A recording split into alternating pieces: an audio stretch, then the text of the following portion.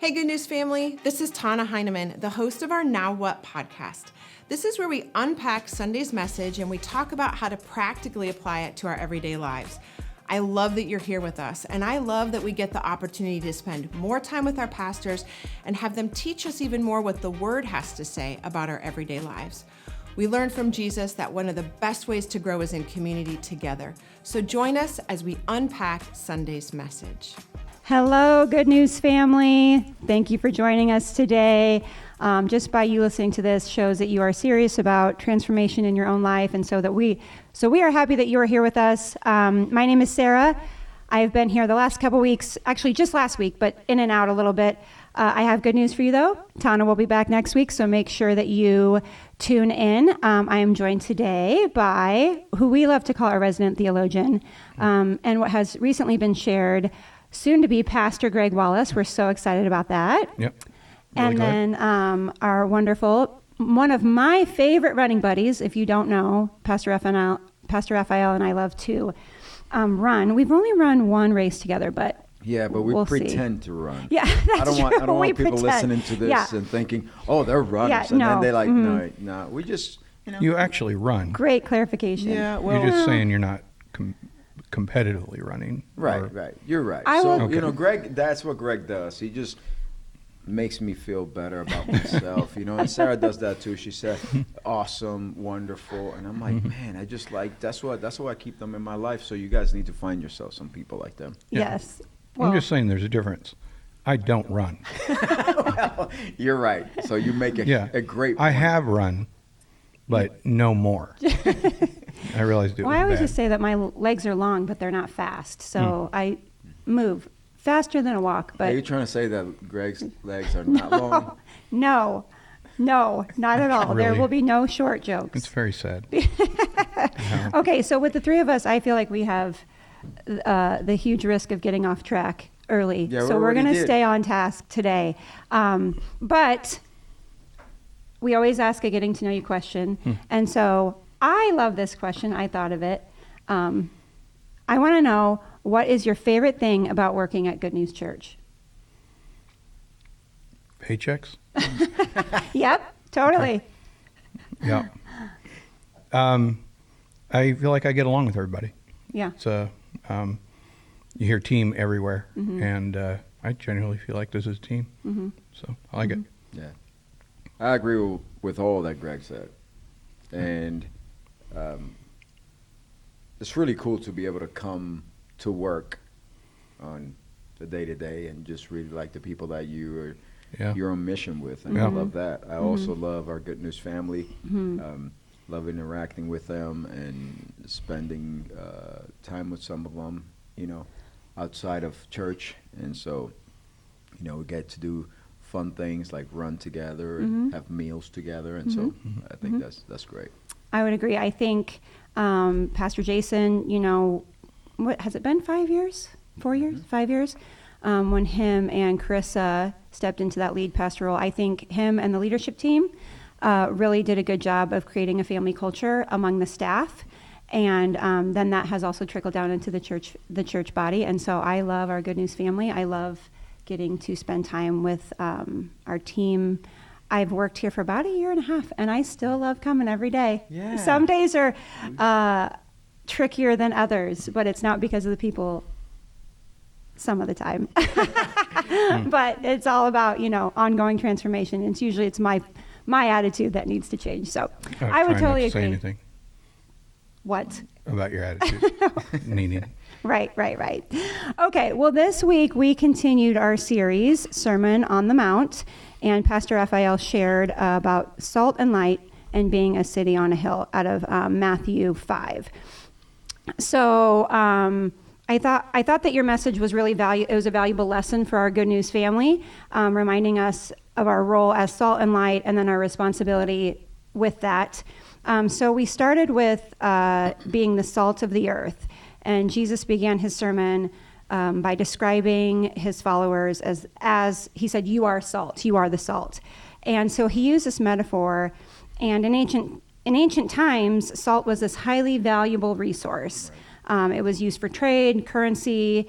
It was used as a preservative, a purifier. You talked about that. Something else that you talked about that I didn't realize was that it was a symbol of covenant and even relationship. Right. And so when he used this metaphor, it was something that the people clearly understood because they were very familiar with it. So like I mentioned, it was of great value and it was essential for life and things like that. So if you could unpack a little bit when he said specifically this first part about salt as a purifier or a tool for preservation, and then how that applies to us today. Well, so Jesus is making the point that, as we discussed, as salt being a covenant, and we are in a, we like to say in church circles and in Christianity that we're in a covenant relationship with God. And what that means is that is a relationship that endures, right? And as maybe some of our listeners have experienced, and I know some of my close friends have experienced, like sometimes walking away from that relationship, but God continues to chase after you, and you end up coming back. And that's like, God is never going to give up on you. And that's that everlasting component of salt. So it's something that doesn't change, that is there, that it, like I said, it's the same whether you have salt here in Omaha, you have salt in China, like it is salt. And so so that's that component of salt. But when you talk about being a preservative or purifying, you know, it's salt is able to do many different things. And I think that in the context of in which I believe Jesus is using it for as covenant, right? Like we are, so you are the salt, you are the covenant, you are the relationship agreement. So this covenant is a relational agreement. We agree to be in relationship with one another. And as we've seen in the Old Testament, God kept the covenant. It's like, you know, the Israelites kept messing up this relationship. It's almost like you have, it's almost like if you, those of us that have a past, right, that we're not always growing up in the church, and it's like maybe you have a girlfriend and you step out on your girlfriend and you're unfaithful, but she takes you back, and then you do it again and she takes you back, and then you do it again, she takes you back. That's the history of God with humanity, with his people, where we step out on him and he takes us back and he restores us. And it's that. So now he's saying, you are the salt, you are that covenant. So what does it look like? So it reminds me of that, how much should I forgive my brother that sins against me, right? 70 times 7. It's not that you do the math, but it's like as long as it takes. So that means that if I'm the salt, Sarah does something against me. She is my sister in Christ, right? If she comes back, she says, I'm sorry, I blew it. What do? Do I hold that against you? Oh, you're making faces already. I like it. I was going to say, you better not. So, you know, so to me, that's a big component of more even than salt being a preservative or a purifier. It talks about that covenant because Jesus, remember that Jesus in the Beatitudes talked about righteousness, and he's going to within the Sermon on the Mount, he's going to continue to talk about righteousness a few other times. And righteousness, as we talked about, is being right with God and with others. So now this covenant, you are the covenant. Jesus is saying you are the ones, the keeper of this covenant. Now this relationship that you are to have with one another. And as we talked about Mark chapter 9 verse 50 about you know sharing salt and being having salt among yourselves, being in relationship with yourselves, with each other. So anyway, that's a long way to explain what I meant by that. I think kind of underneath us all is what Jesus is doing.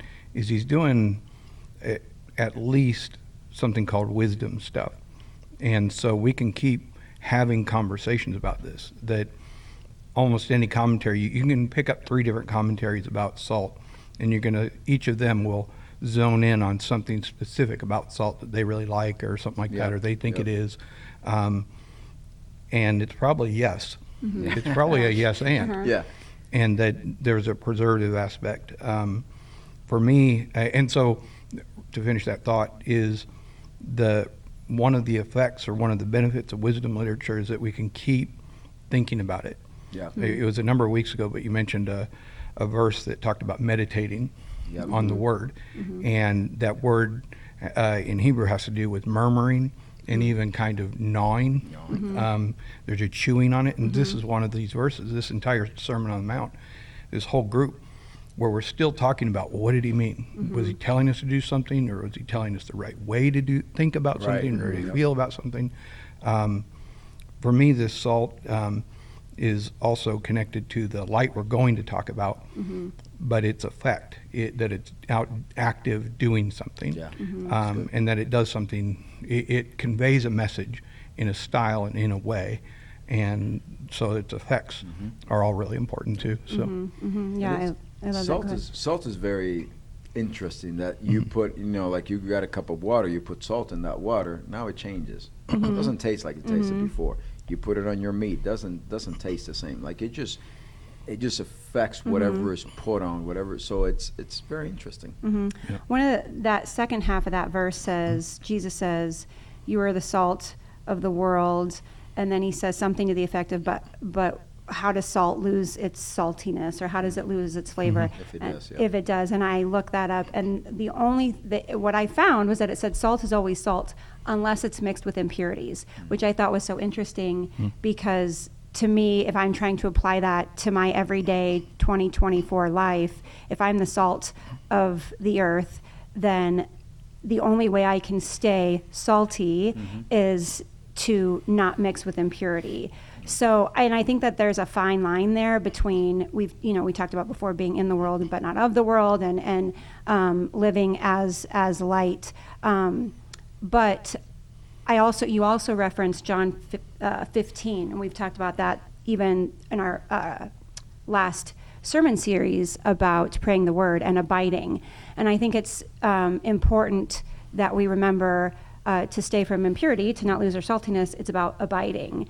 And I don't know if it was the last sermon you preached, but it was the one about the fruit. Do you remember? And you talked about the fruit of the Spirit, and you talked about an apple doesn't have to think, "Ooh, I need to be red. I need to be nutritious. I need to be tasty." Those are all natural consequences of abiding in the tree. And so I think that that's important to remember. We are, like you said, Jesus says, "You are the salt," and so those natural consequences of being salt happen when we remain in where we're supposed to be. I think there's a possibility. It's more one that I've been running through my head recently, is that maybe he's saying something ridiculous to make a point, that salt can't be salt, and yet we who are the salt of the earth, to step away from the metaphor, are capable of breaking relationship, and not do the things salt's supposed to do. Well, you're salt, I'm salt, but I want to act like pepper. Again, I'm being and I'm silly, a little bit more like pepper. I'm not really salt. I'm getting there. I'm getting there. And I'm not saying this is the only way to think about it. I'm saying that possibility of he's just saying something that this is impossible. It makes no sense that you wouldn't be this. That you are this message. What else would you be? Because if not, then there's no reason for you to be here.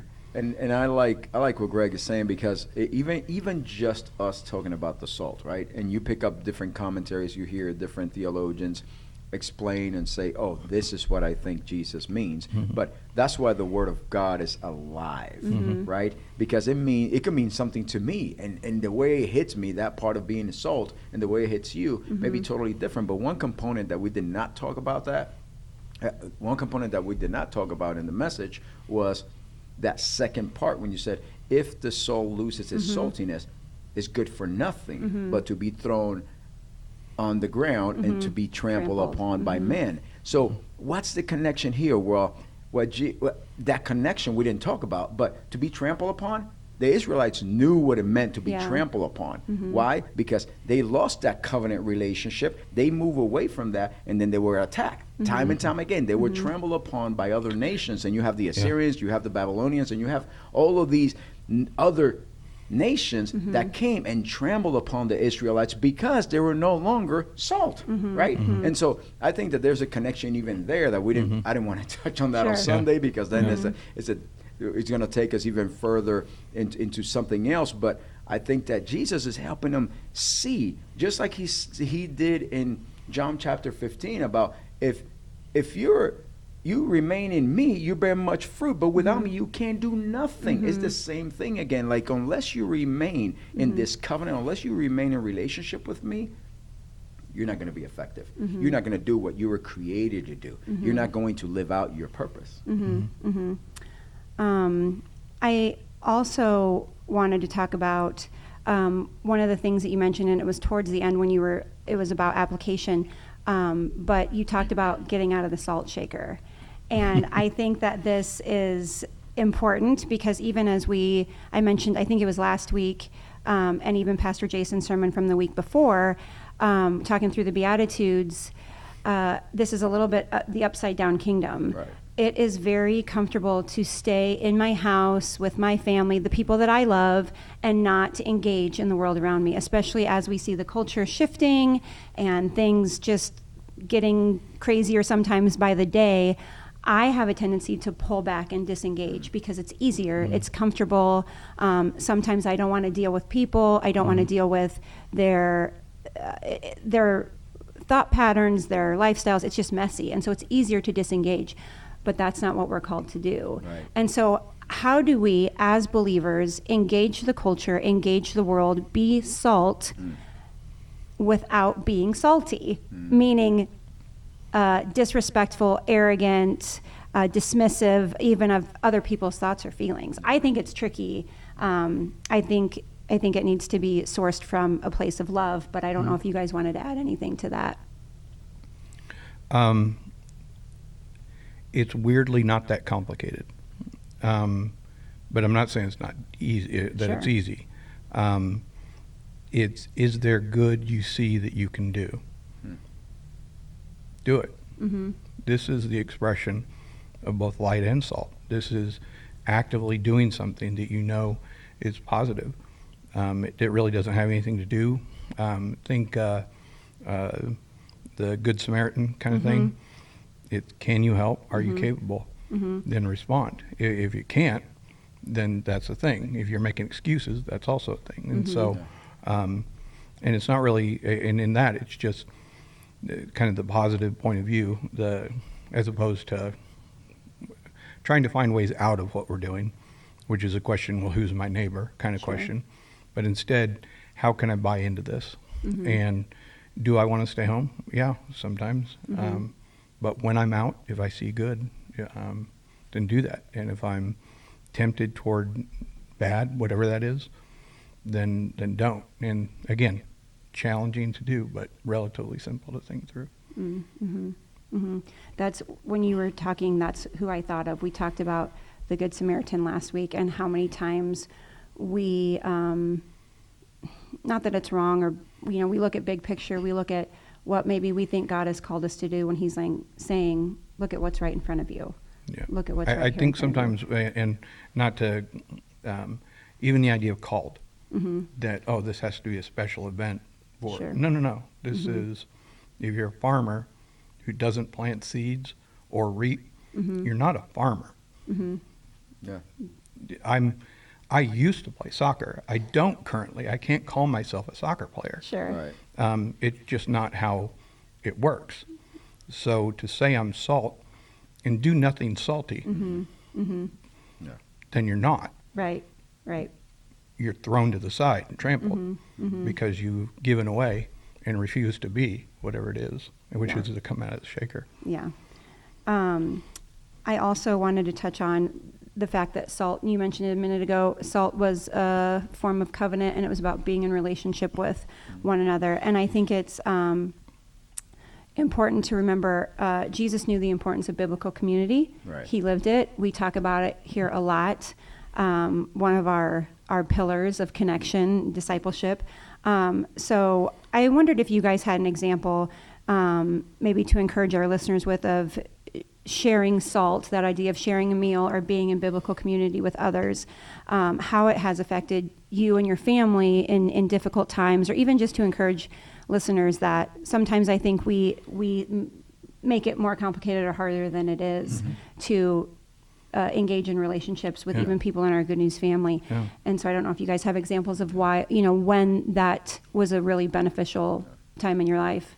So I have a lot of examples, but the one that comes to mind right away is very recent. So our good friends and next door neighbors, Brian and Maria, they've made it a point to once a month on a Sunday afternoon most times, or we've also done it on Saturday early afternoons. But it's invite a group of us to their house, and they cook all the food. They say don't bring anything, and we just eat together, hang out. Sometimes watch some sports and just talk and have fun. And it's, at least for me, it's been really, and I could say that for Victoria as well, it's been really refreshing, and Nice. It's like it feels like you are with family. It feels Yeah. like you can just, you could probably let your head down, but I can't do that. But you get the idea. Just like I can relax, and I can just be me and be who I am, and they're okay with that. I'm okay with them seeing me for who I am, right? And like that is the essence of this relationship. Like Jesus knew these men who he was in relationship with, and they knew him. They did not know all of him, or they had a perception of who he was, that it was not. It was based on who they thought that Jesus will come to be. But it, in essence, was like they spent so much time together that they knew one another, and they spent time together, and they failed forward together, if you will. The disciples made mistakes, and Jesus did not cast them aside and say, okay, you can't be part of my group now because you're an idiot. No, he kept them there and taught them. And, sometimes you get frustrated and say, how much longer will I need to put up with you? It's like, that's like, man, Jesus, like, I feel you, so, but like, again, like with this group, like Brian and Maria, for example, it's just been so refreshing for me and for Victoria. And sometimes, like after a hectic Sunday, and we just go to their house and we can just chill on the couch. And I got lots of examples of that happening. And, so. I do just want to take one quick second. Maria, I've heard you make incredible banana bread, and I love banana bread. So if you ever need like a taste tester, I'm your girl. Okay, so the next time, I got to tell her. So next time. I actually have some bad bananas. I could bring them in tomorrow. You bring them in tomorrow? Maria, let me know if you're available. It's funny that is something I remember from your sermon about fruit. You mentioned Listen, Maria's I know banana that you bread. love your food, right? I know. I do. That and donuts. Yes. Don't get me started on donuts. That's why you run. That's why I do. I exercise so I can eat more. You're not wrong. There you go. Anyways, I didn't know if you had something you wanted to share on biblical community. I know it's been super valuable in my life, but I think that we're just all in agreement.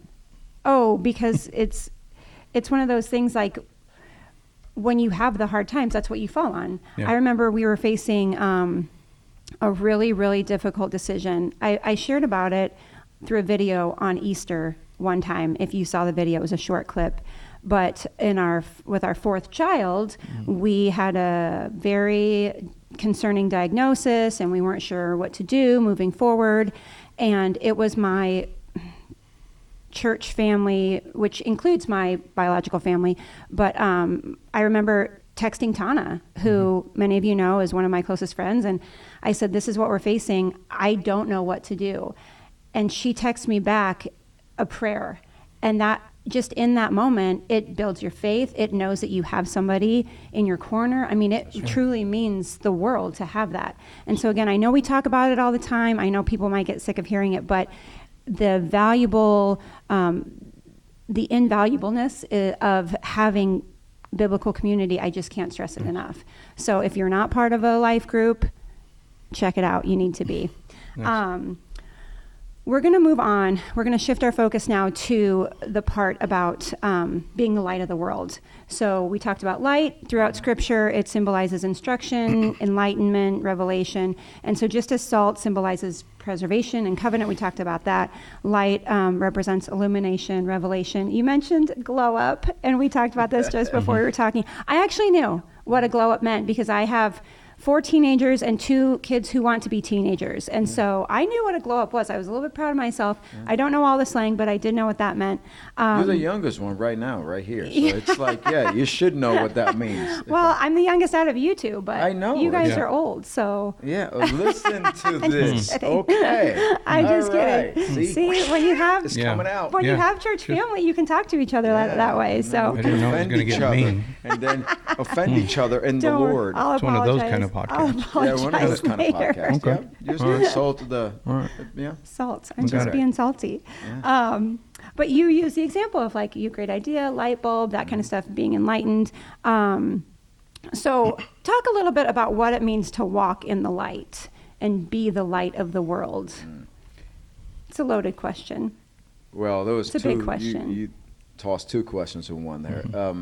So, walk in the light. So, in what Jesus is talking about, again, we're going back to the instructions that the Israelites were giving, and so I don't want to go there. We went there in the message, and we understand that the Torah, the law was given to them to follow, and we know that then the religious leaders who try to add to that law to actually try to keep people even from sinning against the law, and they made all the laws and all the rules, and it was just really rules heavy. I feel like when I first came to Jesus, it felt that way to me anyway. I was like, don't do, and I'm like, can somebody actually tell me what I need to do? Because it's like, don't, and it just felt like way. Like it just felt like, okay, so just put me in the cage and just feed me bananas or something. Like, I mean, like it just felt like I was caged up, and so.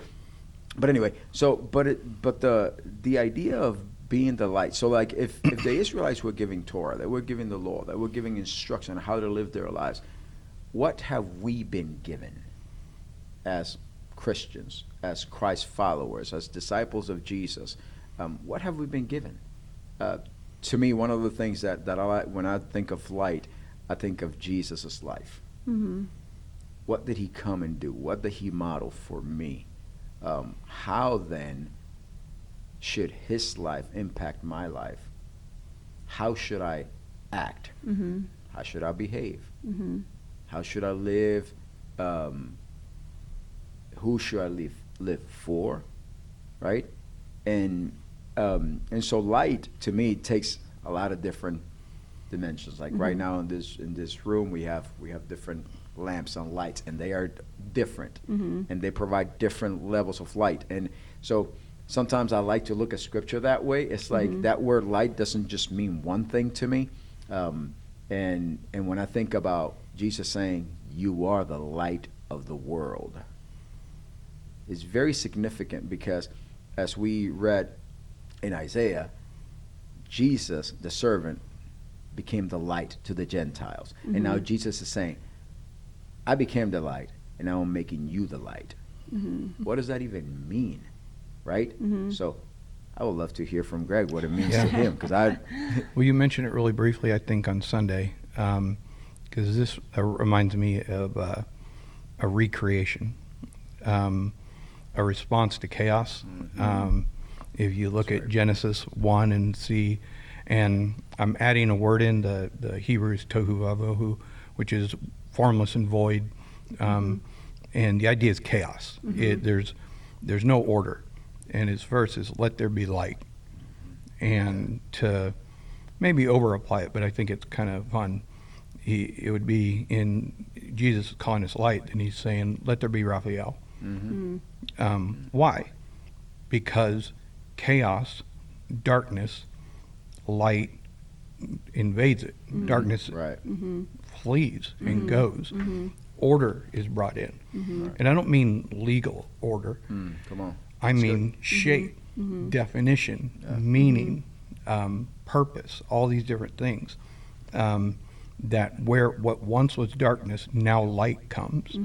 So when we walk somewhere, there is, let there be Autumn, let there be Sarah, let there be Greg. Now, if that, I would hope that's intimidating to us. Yeah. Yeah. Come on, that's good. But I hope also that we remember the one who said it.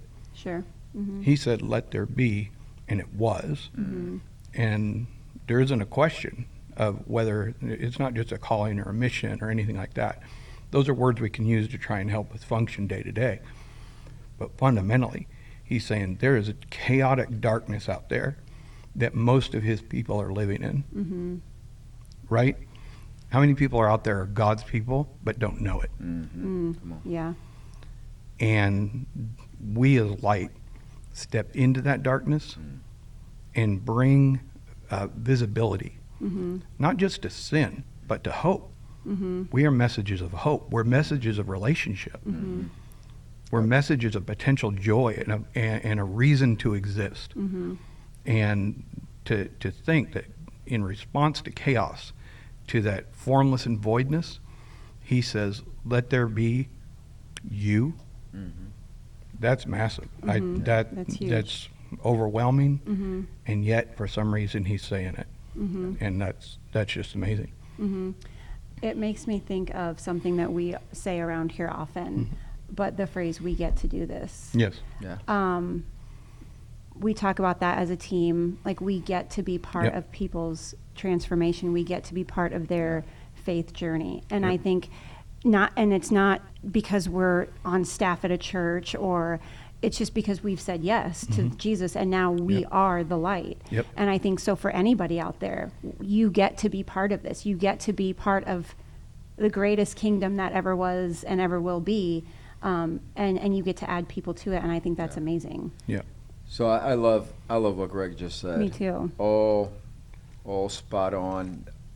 And I would say, just to piggyback on what you just said about, because we're on staff on a church, I think that I felt, just to be completely honest and blunt, I felt like I was the light a lot more when I was not on staff at a church, because I had opportunities on a daily Absolutely. to actually shine Jesus' light when a co-worker that had no expectations in the spiritual level from me, but when their life was falling apart and there was chaos and darkness all around them, and I could come and say, hey, can I pray with you? Is that okay? Sure. And then I get that opportunity to pray and ask heaven to invade earth on this person's behalf, and they break down, they're into tears, and they hug me and thank me. And I'm like, Lord, you're so good. Again, that's what it means to me to be light. And I love what you said too. We are now bringing the light of Jesus right into the chaos. But again, it is a lot easier to cover that light up. Because as Jesus said, it's like no one lights a lamp and puts it on their basket. Why is he bringing that up? Because I always ask questions like, why are you saying that there? Like, do people really do that? Why would you put a light under the basket? There has to be a reason, right? Like, there is because we are inherently selfish. And someone may watch and say, no, I'm not selfish. Well, evaluate your life and think about it. Like, we do a whole lot of selfish things, right? And so, like, sometimes it's like, this little light of mine, I'm going to let it shine just for me and for Sarah and Greg that I like, right? It's like just for us right here, like it. But them, they could stay in darkness. That's okay. They got used to it already. Doesn't bother them anymore. They got night goggles. You know, like. But that's not what Jesus is inviting us to. He's inviting us into the chaos. He came into the chaos. You know. So anyway, he came to the that. earth and chaos, period. Exactly. So that's really good. Yeah, I love that. I agree. I love that, Greg. I love that. We're running a little bit short on time, but just to hit the last point, we talked about being a city on a hill.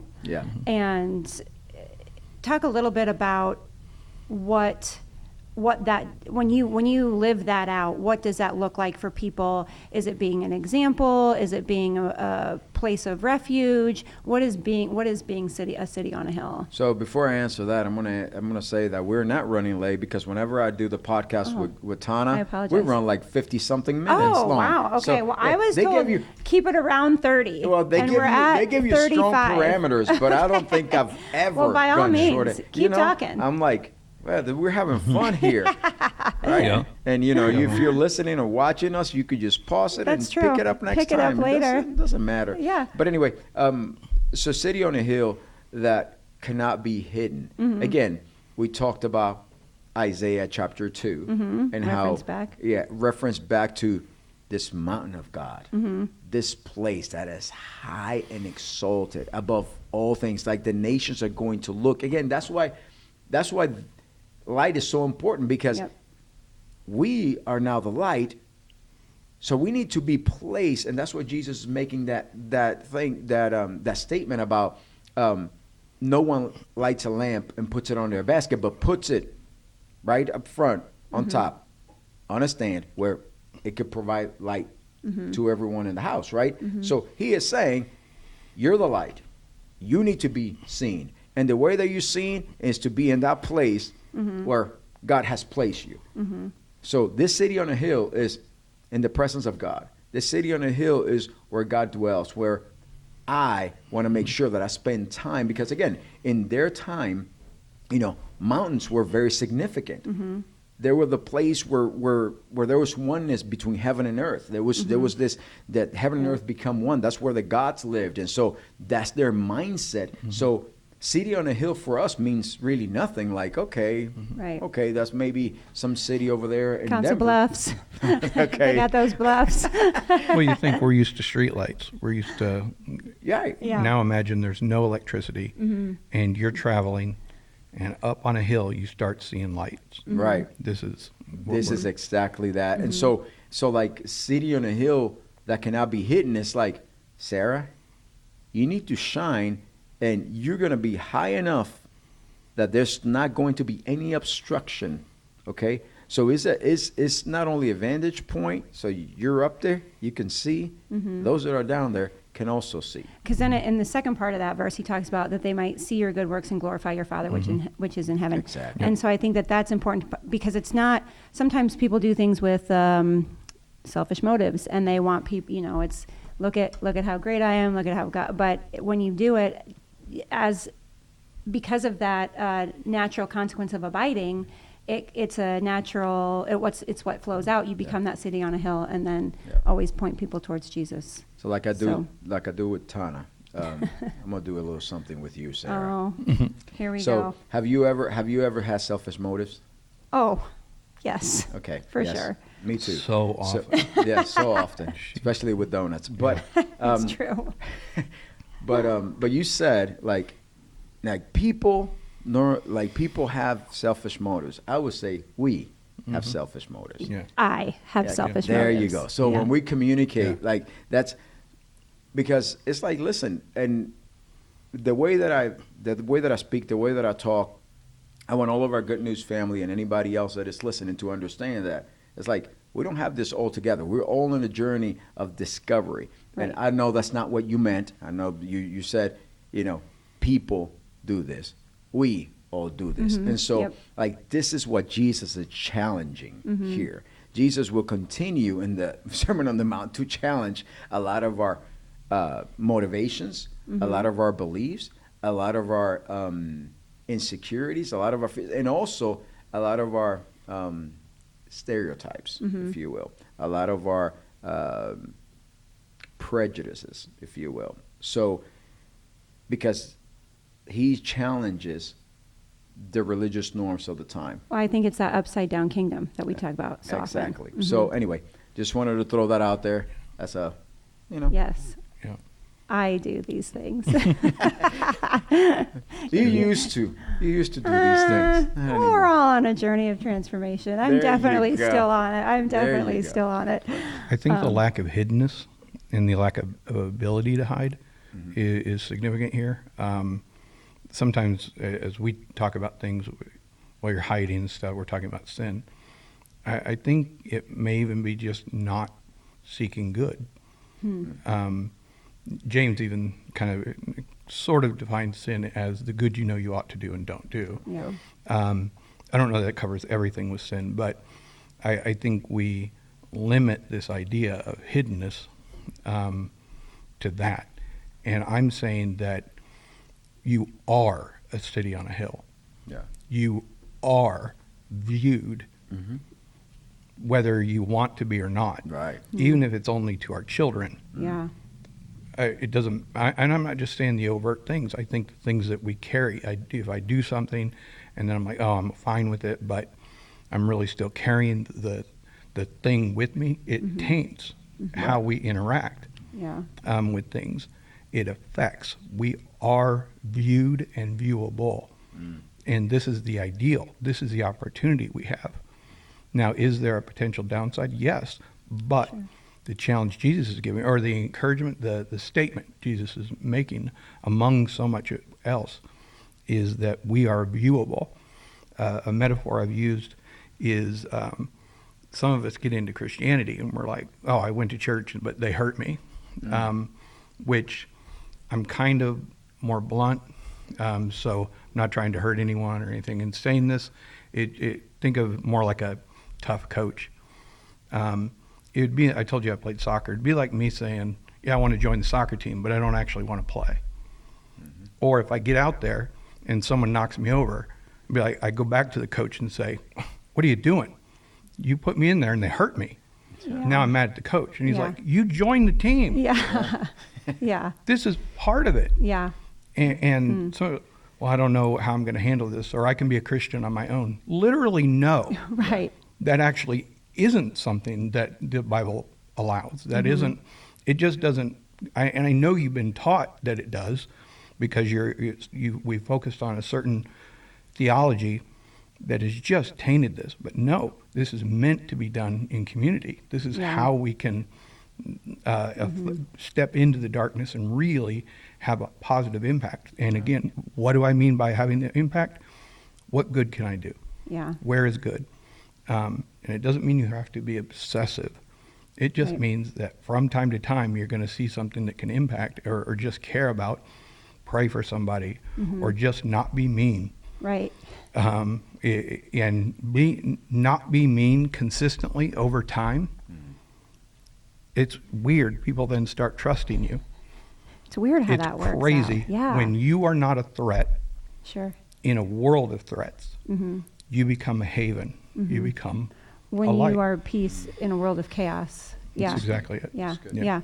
And I love how it aligns with even what Pastor Jason taught on the last 2 weeks about the Beatitudes, being a peacemaker, being merciful, bringing that light into a dark world, into chaos. Yeah, that's what we get to do. Man, we get to do this. I love it.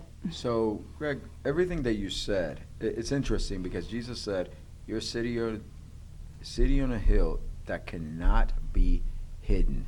So I just caught this, I guess, for the first time as you're talking. Like, sometimes the fact that we're Christian and we think we're being targeted, but it's because we cannot be hidden. Like, if you are truly living for Jesus, you cannot hide it. Like, you cannot be hidden. So people are going to know, and so you're going to be there for people to see. So, and even the targeting Jesus is talking about here has nothing to do with, standing up for right.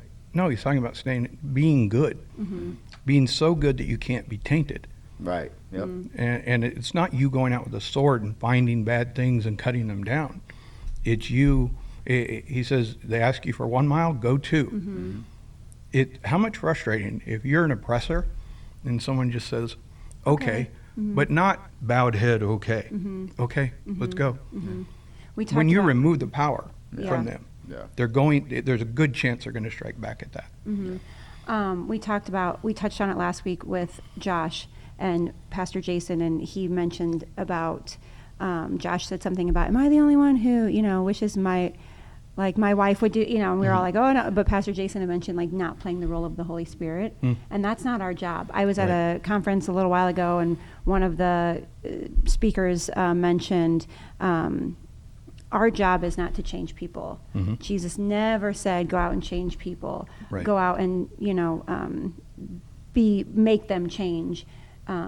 Jesus said, love one another, treat each other this way. And so I think that that's such an important point of how we need to interact with people. Yeah. And it's not easy and it's messy, but we get to do this. Yeah. So, okay. Well, do you have anything to add? Well, yes, but no. It's, we already made you go like 15 minutes over from the time that you were allowed. I'm not sure who is the final decision maker. Jesus, shine. But I don't think Tana can fire me. Maybe she could fire me from the podcast, but she can't fire me from the church. So if you have something else to add, go for it. No, this is your chance. The thing about the being salt and light in general is we are invited.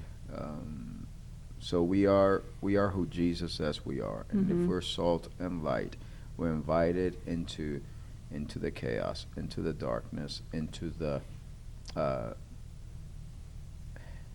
things that need to be purified, things that need to be flavored. And so how do we do that in a way that brings glory to our Father? Well, let your light shine so that your Father in heaven may be glorified, so that people see your good works. And so the good works are all of the difficult things that Jesus is talking about, that you just talked about, being merciful, being peacekeepers, and, being persecuted for righteousness, not for stupidity, being right with God and being right with others. And so, it's not easy, but it's doable. Right. And he already told us who we are, so we go after it. And then in the following weeks, we're going to be talking about some specific topics that Jesus touches on, and it's going to be exciting. Great. I can't wait. Can't wait to hear it. So, nice. Thank you all for joining us today. We loved sharing with you. We loved getting to unpack a little bit of the message from yesterday. So if you have any questions or comments, feel free to email us at podcast@goodnews.church. We would love to hear from you. Also subscribe to the podcast. That helps us get the word out. So we love you, Good News family. We are rooting for you. We are with you. We are for you. And we will see you next week. Thanks again for joining us today. We would love for you to tell others about the podcast. Make sure you subscribe to it too, because this will help others find out about it. If you missed it before, we love to hear from you. So if you have any stories to tell about how the message impacted you, or maybe you have a question or comment, make sure you email us at podcast@goodnews.church. Y'all, this is my favorite day of the week. So go give away what you just learned, and we'll chat again next time.